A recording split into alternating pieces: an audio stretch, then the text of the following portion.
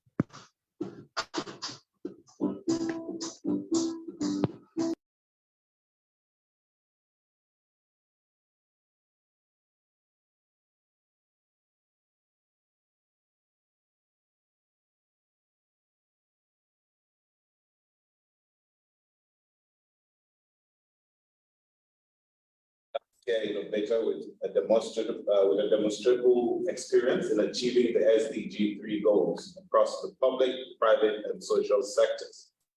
She's the co-founder and chief operating officer at Uncopadi Technologies Limited. She's passionate about solving issues sitting at the intersection of technology, healthcare, and innovation. Her passion.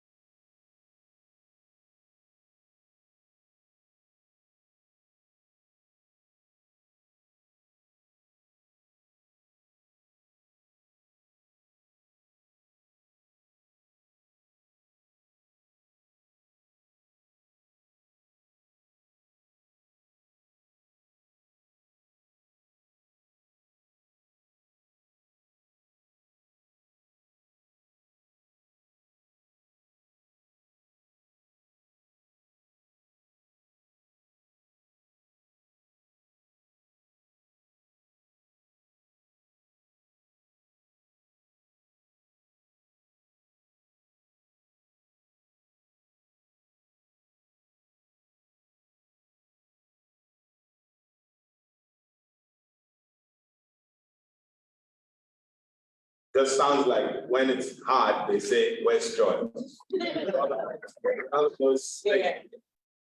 Immediately prior to this appointment, Ms. Basu served as the United States Department of Justice Senior Counsel to the Deputy Attorney General. Before joining the Biden administration, she worked in business at the nexus of investment, innovation, and development. Deputy Assistant Secretary Joy Basu is on a 3-day visit with us here in Nigeria with some senior government officials in business and tech leaders, including representatives of US companies. You're welcome. Thank you. Also joining us on the panel is Asha Adeli. Asha is co-founder and CEO of EasyPay. He's a 2017 Mandela Washington Fellow and a co-founder of EasyPay and the CEO. EasyPay is a tech solution that helps businesses transition from processing payrolls and taxes manually to a completely digitized format. In 2022, EasyPay was accepted into the Silicon Valley Tech Startup Accelerator Y Combinator and closed its early seed round of $2 million. Asha is a serial entrepreneur and also co-founded Giddy Jobs, an online recruitment firm that connects job seekers to employers, and they have been involved in recruiting over 40,000 employees for clients across various sectors and industries in Nigeria. You're welcome, Asha. So I will just kick off with a question to you, D.S. Basu. It's almost about a year to the day since you got in on this position. I'm sure you're counting a few weeks to your first year anniversary. I hope we fall to the past. That will be December. But I just would like to know, in this position as the Deputy Assistant Secretary in the Bureau of African Affairs, can you describe your role in overseeing commercial and trade diplomacy for Africa at the State Department, especially in this period where there's so much talk about trade in Africa, intra-Africa trade, Africa versus China, Africa versus all of this space? It's a great question, and thank you again for having me. Thank you all for being here. Thank you all for the work you do and the partnerships you have in all sorts of ways with the American people, the American government, American institutions. It is really exciting to see all of you, and I'm looking forward to this conversation, but also speaking with all of you afterwards. So again, I'm just very grateful for this opportunity. To your question, so as you mentioned at the beginning, the portfolio is really broad, but it is really this piece of the economic and commercial engagement that inspired me to leave my jobs in the private sector and come serve my country in this capacity. Because I would say three things. One, you know, my career has really been motivated by this conviction that companies play a fundamental role in not only solving problems, but the economic development and the prosperity that we need for all of our communities, right? And there is a role for government, there's an important role for civil society, but it is companies that create those solutions, that companies that hire the individuals, there's companies that innovate, and we need to create the right enabling environments for them to do that, and we need to do so faster and in more equitable ways around the world. And so I used to be an investor on the continent, and I came to this job because I saw that the US government invests so much in the development and kind of healthcare and education and food security on the continent, that there was so much more hopefully that we can be helping to unlock when it comes to the trade piece of that, and the creativity that goes into that, not just for the benefit of the people of Nigeria, but the people of Africa, and honestly, the people of the US and the world, right? The talent that is here. We owe it to the world to let that figure do its great work. And so I was hoping that I could come and be a partner in that. This part of the portfolio really has a few areas of focus right now. And again, afterwards, I could also find my colleague actually who's here with me from Washington. But the goal is, how do we think about building on aid, but also answering this question of trade? And how do we think about unlocking capital more, doing so in a coordinated way? How do we think about the incredible African diaspora in the United States and making sure that history and that people-to-people connection is elevated in a way that serves both people on both the continents, in our country and this continent? And how do we think about the ways in which diplomacy and economic diplomacy and commercial diplomacy work hand in hand? The portfolio also has human rights and governance. I have a background in law and business because those are two sides of the same thing, right? We need the right regulatory environments in order to allow businesses to thrive, and we need businesses to grow and to create an expanding economy in order to support stability. We're seeing that so much right now in this part of the world. And so I was hoping that I could be a part of these conversations and to enable that. I'm going to go on, but I will stop for now because I have a dialogue. Sure. I just even follow up. The topic for this conversation is anchored around empowering youth, opportunities in entrepreneurship and innovation. And incidentally, I'm actually sat beside by all Silicon Valley people, technically speaking, and you also have your own background from Silicon Valley, and it's reputably one of the most innovative places in the whole. Some of the world's biggest innovations have come out of that valley. What would you say to this audience is the place of innovation in them founding their businesses, in the place of innovation for businesses? Yeah, I think innovation it's foundational to business at every level, whether you are innovating a new solution because we need better products and services that answer the challenge, or the climate challenge, we need better healthcare solutions, whether innovation is industry. That's not landing on us, is that right? Innovation, one of the innovation is baked into the actual products that you're bringing, or is innovating the service delivery model, right? That we need to serve more people on this continent to meet their basic needs. And that might not be an innovation of a new idea, but the how is as important. So it could also be what big companies are doing here. I think, one thing I learned in the Valley is that it is when big companies stop learning how to innovate that they really, right, like they atrophy.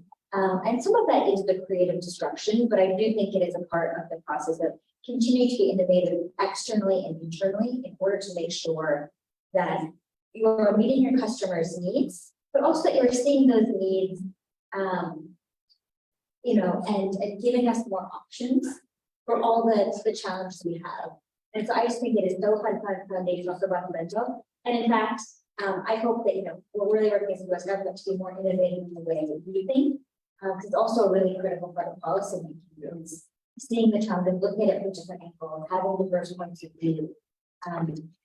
This is a week where we know how such patterns from the past can be repeated, right? And so we have to think, we have to orient ourselves both to the future more, but also unshackle ourselves and think of the past that leads ourselves, and that's where innovation should. The innovation tools are, they're critical to our own salvation. Yeah, you're very spot on. Someone once said that when you stop to innovate, you start to die. Start to be like pretty much set yourself up to become a state. I'll just come to you, Asha. Talk us through your own journey in embracing entrepreneurship. Especially it's before the program started, I was curious. So on the sidelines, I asked him, did he ever work for someone? Because I think there are always two entrepreneurs, those who never worked for anybody, and those who started out working for someone and then went on their own. We'll try to figure out who is better. What was your own journey like, Asha? What made you take that step? Hi, good afternoon, everyone. Thanks for having me here. I think so. I grew up in northern Nigeria. Whereabouts? In Nigeria as well. I grew up in Bauchi. I was born in Bauchi. I was raised in Kaduna, Bauchi, around that area. I never saw you on this.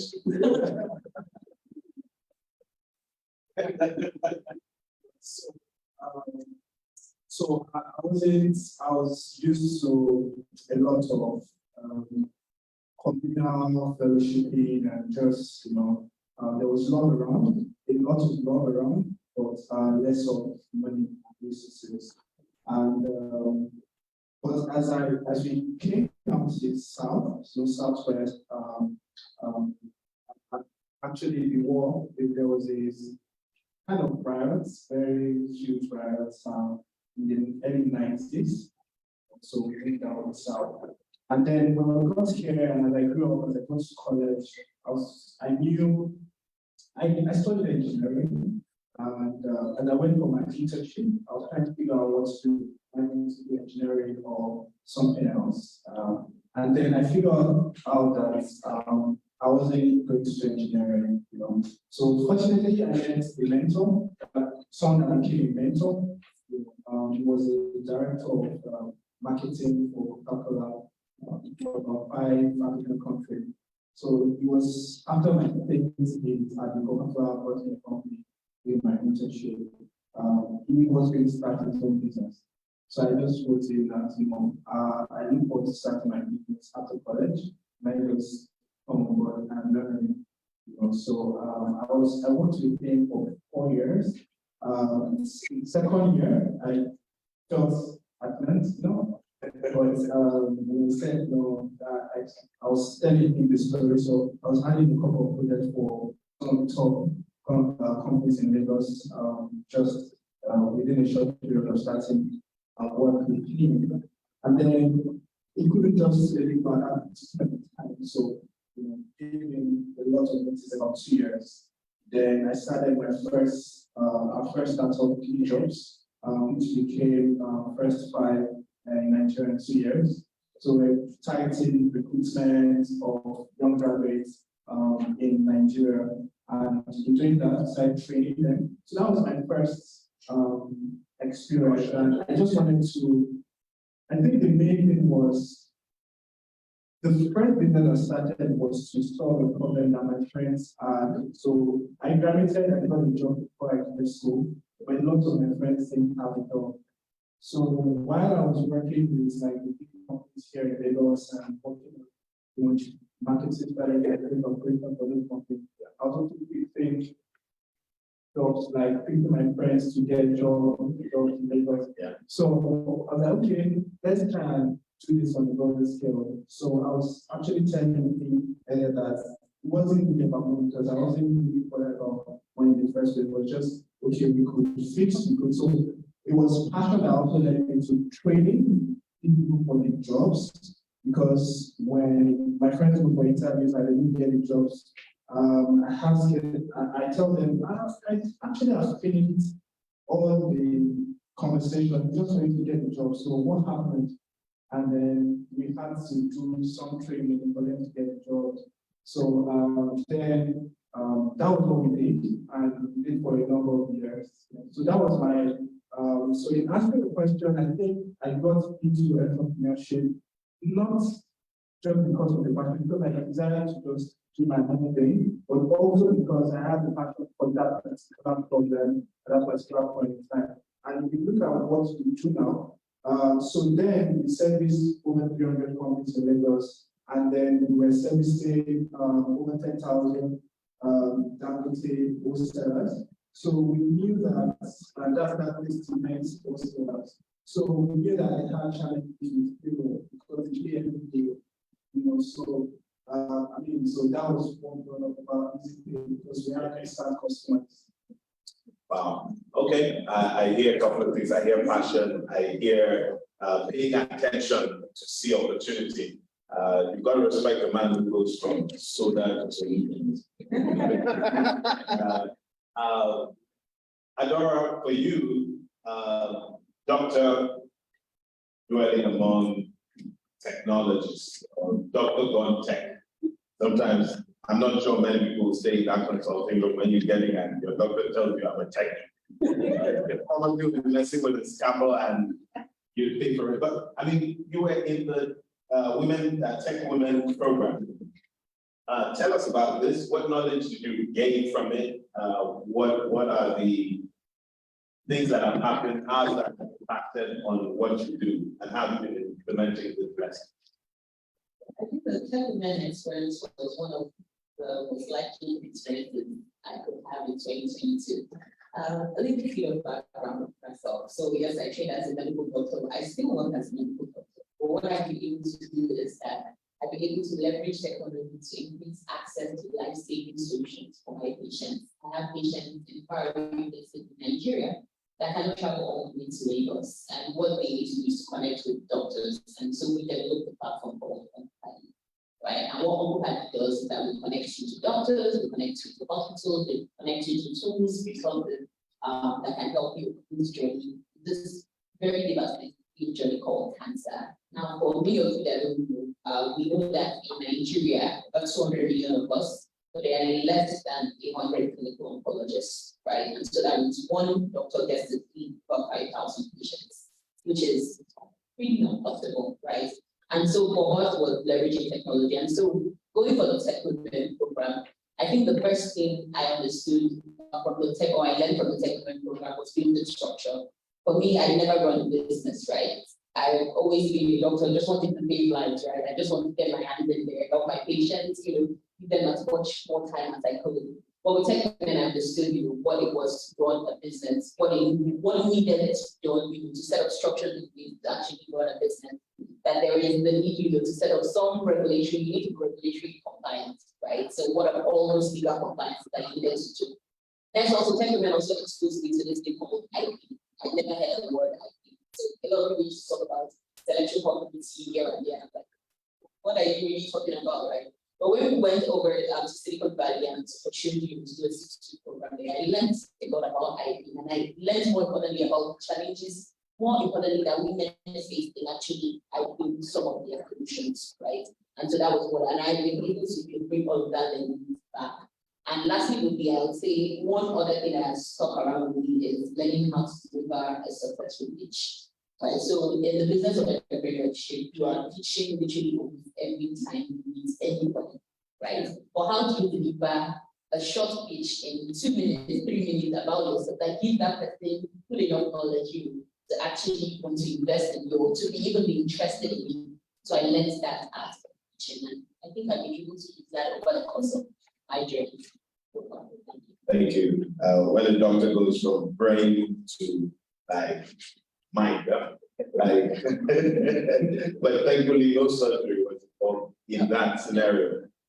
Now, Africa as a continent is predicted to be like heading towards a place where in a few years there'll be 3 out of about every 5 young people who are like say 30 and below will be from out of Africa. Sounds somewhat sometimes scary, but then could seem like there's an opportunity. In your earlier comment, Joy Basu, you did mention, I heard you mention youth, and youth. Clearly, there's a place of passion for you in what you do. In the context of our conversation now, can you elaborate like how crucial it is to support young people as entrepreneurs and innovators, particularly here in Nigeria? Yeah, definitely. I was also listening to us about there's a central thesis amongst innovation and democracy, which is the idea that the people will be answers. You know, and I think that's something that's really connected and I listen to some of these exchanges. To your question, right, there's no doubt, sorry about that. There's no doubt in my mind that Nigeria's greatest resource, not its oil, it's not its mineral, it's people, right? That is obvious that this is the greatest resource we have, and we need to make sure that that talent is developed, so it has an opportunity. You know, again, this really very much goes to my American story that, you know, I grew up in a place where I knew that I could get the education, that I could have the tools to captain my fate.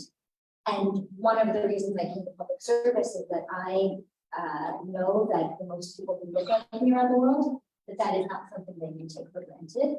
And it is something that I owe as, you know, as an American to make those opportunities more widespread in my own country, but also around the world. And so if we don't enable Nigerians and people to solve their problems, if we don't listen to them, if we don't give them that opportunity, they'll either be, you know, the world's workforce. We know that they have, you know, they can be the world's greatest asset, or a liability. Right? We know what is happening in some parts of the world, and that it's not because, you know, instability is more likely to occur in certain areas. No, it's because there's not opportunity, and people everywhere are trying to meet their basic needs.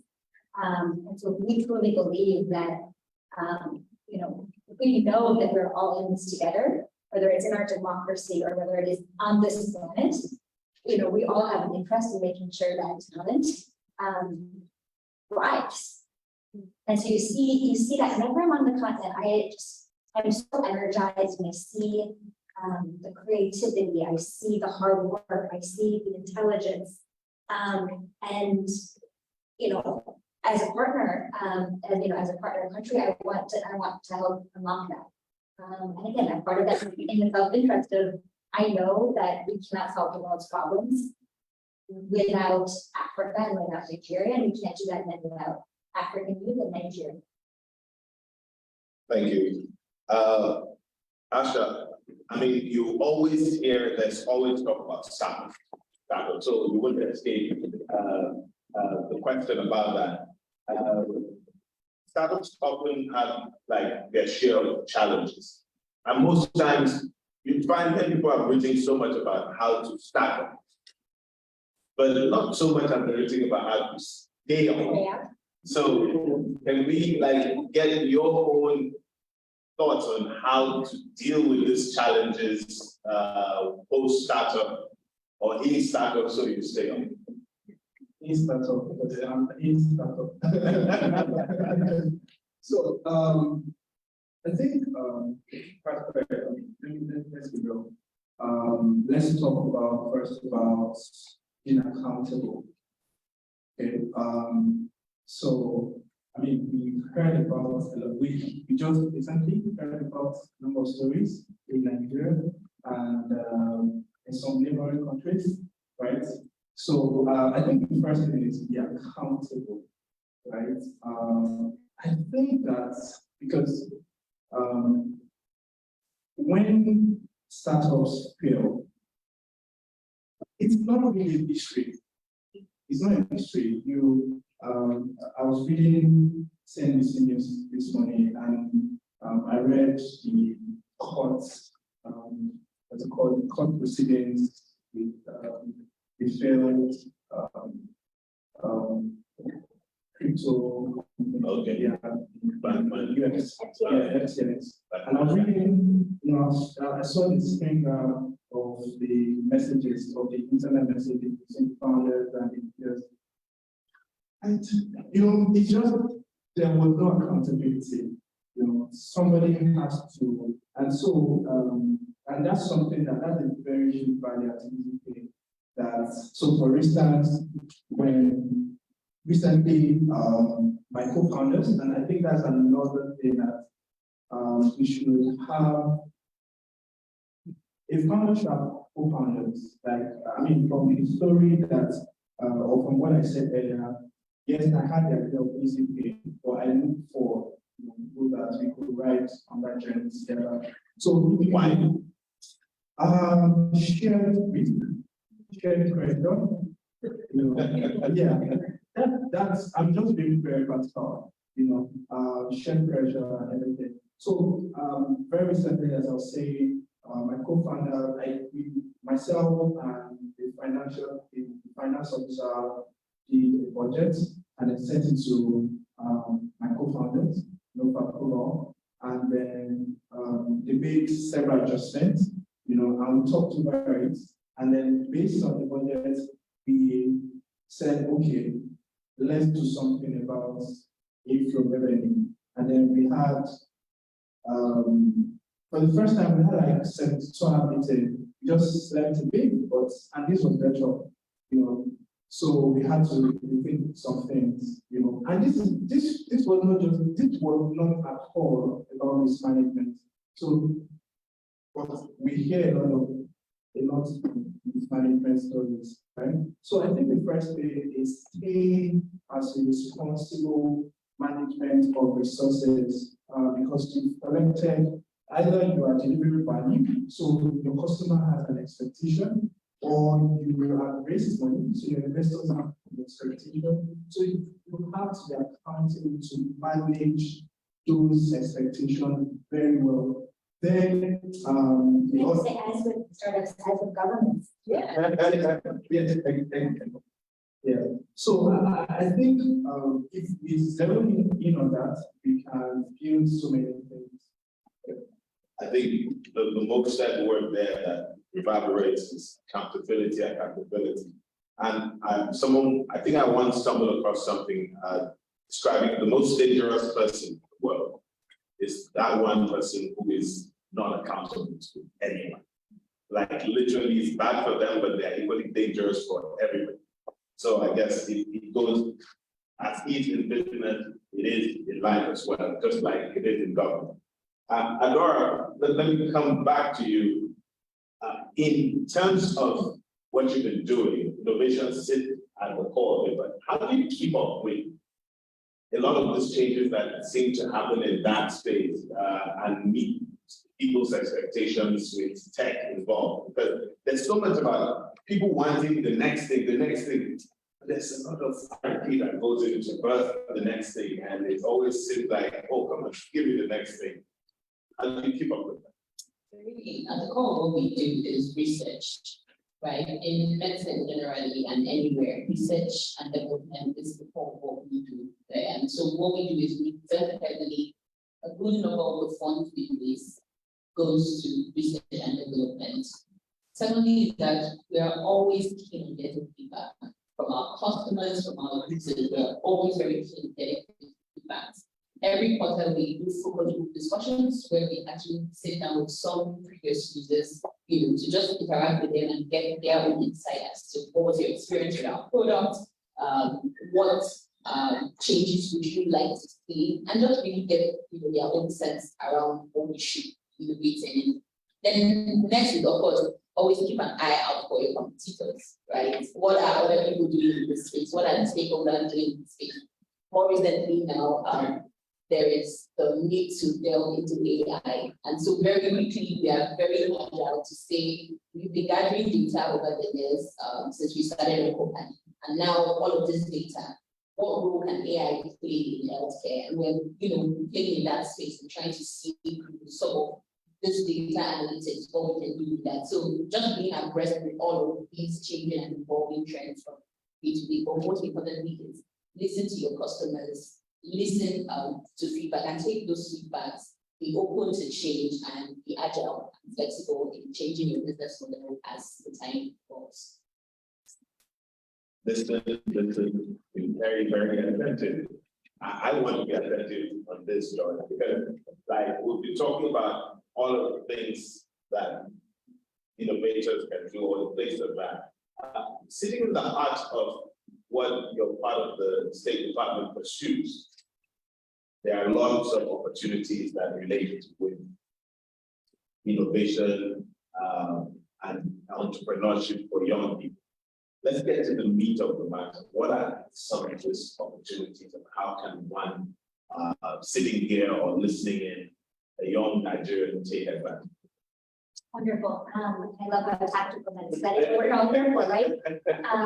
So I would say the US is dedicated with economic partnership with Nigeria, but also investing in the people of Nigeria. Like that is what Nigeria is, the state, the sum of its people, and that's and so that is where our investments need to go. That has come through a long history of our work in Nigeria. The first thing I would say is to follow the social media, US in Nigeria, where we have a great team here, the consulate and the embassies that are posting these opportunities, whether that's for tech women, whether that's for our awe program. So I would target into 3 categories to look for. One, opportunity with trainings, capacity building being done here in Nigeria, where we're bringing experts from different industries, we're bringing resources, and these workshops here, whether they're in these spaces that you're in, or whether they're in partnership with American companies. So look out for those opportunities because exactly that feeling and that partnership together of using all the skills and talents and ideas you have and finding the people here to work with. So one, the consulate and embassy both do that, bring workshops here. 2, there are opportunities to go to the US for training. We talked about tech women, and there's a few of those programs. And I would say, please talk to my colleagues here from the consulate, but the things to look for there tend to be very specific for the industry. And that's a really big investment. So think about what is my passion? I'm not sure was talking about what is the unique perspective and skill I build. And let's find, if there are opportunities to go to the US for, fellowship, internships, training, or Mandela, Washington, or other things. The third thing I would say is, look for partnerships with American companies, whether that's directly in jobs, whether that's selling your product to them. And that, again, building on that incredible people-to-people US-Nigeria bond that is there. Yes, I want the government to be a great enabler of that. And you, as young Nigerians, nothing will stand in your way. And so form those connections, right? The last thing I'll say is that is what I found was the common thread as an investor to now being a diplomat is it's in these spaces having these conversations. It's about solving problems together in partnership, and that is what comes from being an investor to also being a diplomat. So do that directly with the products you sell, the goods you're producing, with your fellow entrepreneurs. Let's find ways to innovate, how we interact as well. Does that help? It's a start. It's a start. I'll do after fintech. You always hear it always seems like it's a place it's that dream place. It's an El Dorado where you can go and pick up some money, you know, like you pick up $2 million. You didn't show me the road that needs there. But like, let's look at skill sets that you need.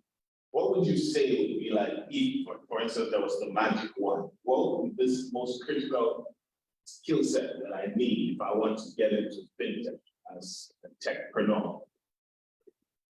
Okay, so when I say it, I'm saying it as Asha.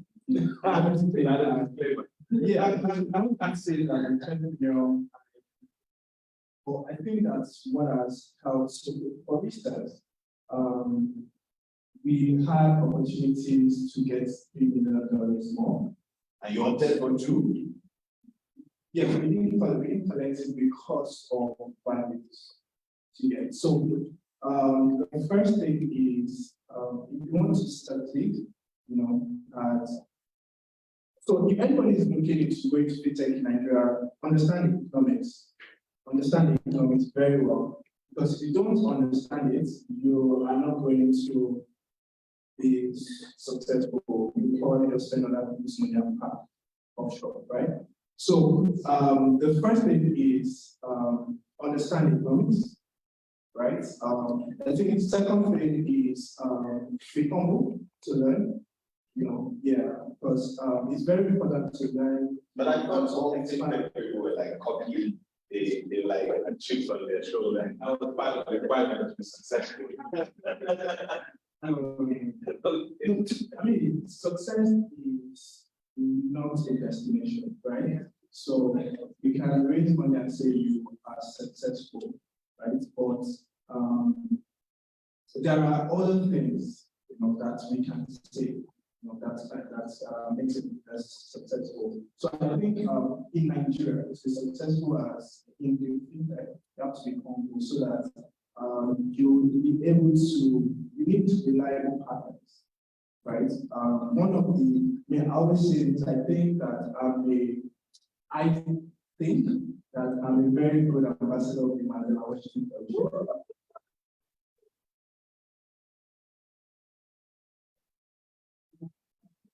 Not just because my colleagues here are part of it, but my school, Drake University in Des Moines, Iowa, are very proud of it. We've been able to take Nigerian business leaders from here, there. And why I mentioned MWS is because it's part of the learning process. When we had a lot of issues with, the basic issue was our metrics. I could just call Professor Martin Mitchell at Drake University to walk us through what this one. So we've had, so I think, you know, we know a lot of background stories about fintech, right? So I think let's just be humble, right? If you're looking at going into fintech, you need a lot of connection with the banks, you need personal integrity. Years ago, we used to talk about Nigeria doesn't have credit rating system, but they do. What's it called? So don't worry. Once something to name, you find out, you say yes or no. Okay. And where we have now, we also have access to those credit ratings. So they know what to put your PT, for instance. Yeah. What you've done with your VPN, what you did yesterday with your VPN, you know. So personal integrity is good to have, because you need integration with the banks. Right now, our company we have integrations with all PFAs, those are pension fund administrators, all the banks, major PSSPs. So you need, because integrity is the currency that you spend first when you don't have a lot of capital to pay for what you need to pay for initially, you know. So yeah, that's what I'm saying. Can you make one comment about that quickly? I think I value that so much, and I agree with you so deeply. It's character first, that is your credibility, and then your credit in so many ways. Earlier we talked about some of the recent big startup failures, and I want to clarify, it's not failing that's the problem, right? Failing is a part of being innovative, but it is failing for a lack of integrity and for accountability, that is the problem, and that is what brings down everyone's resources. Yes. So, with an honest effort, that is a part of this. And I want to make sure that, people are very, know that you're not a failure if you don't come Absolutely. to your point. Yeah.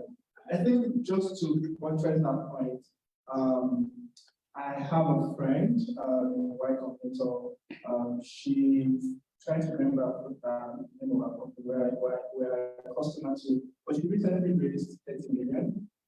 Friend 3 startups failed. But in each of the 3 startups, and this is a value that we also owe there, in each of those 3 startups, she wasn't able to give the investors back their all the money, but she gave something back, and she gave regular reports. Same thing with founder of OpenAI, and I'm trying to remember another startup, I can't remember.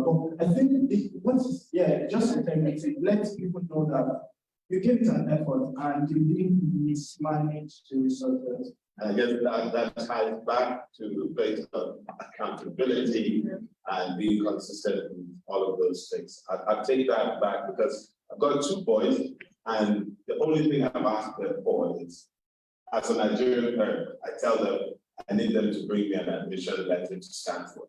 That's all I'm asking. I'm not asking so much. But I'll ask from you, Ada, in the end, having done all of the things you've been doing, what would you say are key elements for starting and running a successful business here in Nigeria? And what has been the most rewarding part of your own business? I mean, you can even say it in amount, naira. Okay, so I think in Nigeria, I think it applies to everywhere, is you must know the local industry, right? You must understand the local market, what is obtained here, how do we operate, right? And what you want to do is you want to make sure that you are building systems that align with what is relevant to us locally. So for instance, you want to build a telemedicine platform, right? There's a certain way you build a telemedicine platform from in the US, right? But there's a certain way you need to take into account that, in Nigeria, internet penetration is at this level. There are some rural places that you probably don't have access to internet. What ways can you now define your business or build your solution to that local content? Making sure that whatever you're taking, you will even fit into the local industry or the local markets. Secondly is you must have domain expertise, right? And I think it speaks to what you said earlier, right? Asha said earlier, you must understand where you are from the space you're communicating. For one is, I know that I understand the medical and healthcare industry very well, and that's why I'm very comfortable that no matter what I do, I always stay in the health space, right? I don't find myself outside of the health space, right? And I think that the second thing, or the third thing really would be also understanding that you can't do it alone. And so you must be open to identify mission-aligned partners that can help you on that journey, right? So you want to do something in Nigeria, you have to look for partners in Nigeria as well. And I think that's something we do very well, even in the American context, is looking for mission-aligned partners that can actually help you. And I think lastly, would be just going on that journey, right? Learning, failing, getting up, and just learning, continuous learning, right? You never know it until you get into it, right? So you have to just give it your all, keep the lights on, and get at it and get better. I mean, I hear one thing that is like been repeated by all 3 of them at different points is the place of connection. Joy mentioned trying to make sure that you are making friends from across the other side of the ocean, like you are speaking to people, engaging. Same thing Asha said about having partners, and you have just echoed that about looking for mission aligned people. So I guess people will always win. I always say in the end, people always win over anything. We've got a few minutes, and I think it would be proper if anyone has got any question. I haven't been in there questions I didn't ask for.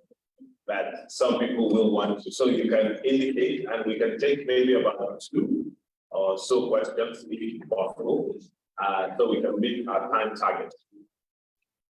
Okay, we've got one hand there. Okay.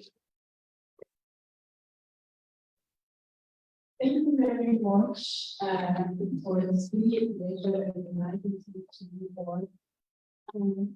My name is Iberi Okoye. I'm joined to my biology. I'm really proud of Pasha over there. I play in the mental health space, and I'm also very impressed with what you do, Dr. And my question is, I hear Asha speak a lot about raising funds to be able to do that. $20 million. Not 20 years. I don't know.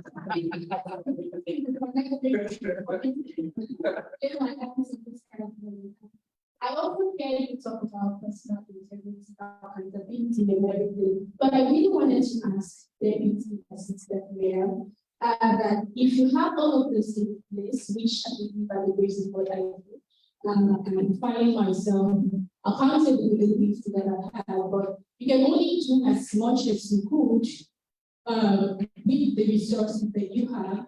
I have a very genuine 100% passion for mental wellness, making people have access to quality mental health services. And I really want to do more, right? I have like this very big vision about bringing mental wellness, especially youths. Just like you said, Nigeria being a very rich country, we're not talking about the natural resources, we're talking about the human beings, right? And I feel that people will definitely be able to do a lot more, much more, if they have the capacity, if their minds are expanded to really reach within themselves. And I want to ask very specifically, the name of my organization is My Everybody, by the way. We recently celebrated our 3rd anniversary, and I'm really proud about that. And that's specific opportunities for partnership. You are very big of partnership, and I'm very committed together. Partnerships and collaborations with some American institutions, or even right here, because these things might exist, but if I don't have access to them, I wouldn't be able to unlock those. We'll lead around. And there's things like that, and you want to point I can actually help you do more and impact more in the mental health space. Thank you. Thank you. I think I'm squeezing just one more. Is there one from this side? Okay, there's one hand there. Okay, we'll squeeze it, please. Let's get to the change of yours as well. Yeah, my name is Dr. So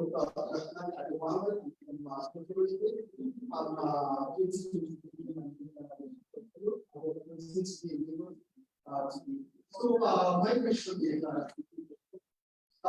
you're working in health and education sector. I have seen a lot of challenges between going for tradition, our tradition, and most of the people usually come very late. That's a big challenge.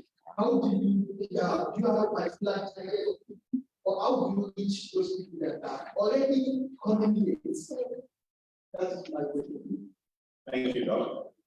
Okay, so I will just let you go in the order of how you want to answer. Okay, so yes, thank you so much for that question. We always face challenges when it comes to health, especially even in the health sector, start challenging just education, right, and even acceptance of some of the solutions we give. But I think one thing we've not set aside, we've not excluded from the equation is still the need for the traditional ways of doing things. So we still need our hospitals. We still need our cancer advocacy programs. We still go into communities to run medical outreaches, right? Get closer to the people. We still go in on market days to talk to these women, right? So a good number of organizations do present leads. But what I think we've been able to achieve with them is that we've been able to provide them with that support, right? That support and those resources to let them know that cancer, even though it may be a debilitating condition, you're not alone, and we're here to help you. And I think we've been able to achieve a good number. We've served over 4,000 patients in Nigeria alone and scaling. All right. last word on this. Great question. Let's talk after this. I know we're running out of time. One, your very company is evidence as to why youth entrepreneurship is so important, right? You mentioned a generation ago, someone recognizing the importance of mental health. Not because it wasn't important then, but because, we have a new generation that is willing to say those things that have reverberated through our history. So thank you, and you are a great example of that. Two, we can talk about specific ideas, but you're already doing the fellowship program, which is great. You clearly have passion, right? You're leveraging those. I have some ideas specific to yours. Well, let's talk after this, but I just wanted to say, you're right. You are testing to why this is important, and thank you for caring so much about this. Thank you. Literally, we'll let you be the last man. I think We've got a minute that we need to wrap up. yeah. So yes, 1 minute. So I think that what came to my mind when you spoke is about product market fit. And I've read a lot of publications, scientific data-driven publications that it's still hard to penetrate Nigeria when you have a mental health business. So yes, so because of the stigmatization, people just feel like they're outfit. So it's thinking about that, because for you to definitely have a successful business, you must have product market. So you should know what people are willing to pay for, how many people are willing to pay for it, and then we begin to scale. Then we can talk about, is it a social enterprise or a core business enterprise? That's how we can then navigate that, saying okay, who is able to fund this kind of enterprise? Okay. Thank you very much. I think a round of applause for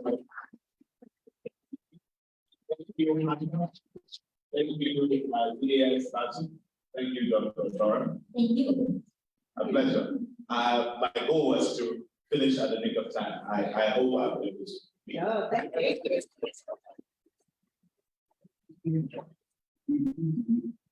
Thank you so much. Now we have in the audience alumni of different GS programs. And part of the team is that you get photos with you from their respective conferences. Each other. So which program do you start with?